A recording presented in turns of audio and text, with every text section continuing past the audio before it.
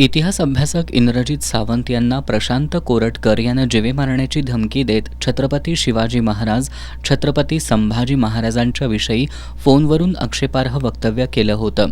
या प्रकरणी कोरटकरवर कोल्हापूर आणि नागपूरमध्ये गुन्हा दाखल करण्यात आलाय. गुन्हा दाखल झाल्यापासून तो पसार झालाय. या धमकी प्रकरणाचे महाराष्ट्रभर तीव्र पडसाद उमटतायत.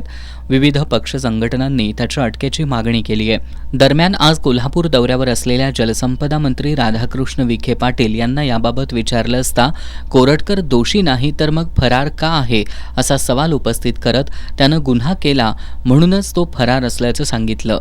तो अतिशय गंभीर बाब आहे ती. शिवरायांचा अवमान करणं याबद्दल तर त्यांना क्षमाच नाही. आता खरं म्हणजे कुठं फरार झाला आहे, कुठं गेला तरी मातीतून म्हणजे त्याला खांदून आपण त्याला बाहेर काढू आपण, ती अडचण नाही आहे. म्हणजे किती दिवस पळणार आहे तो.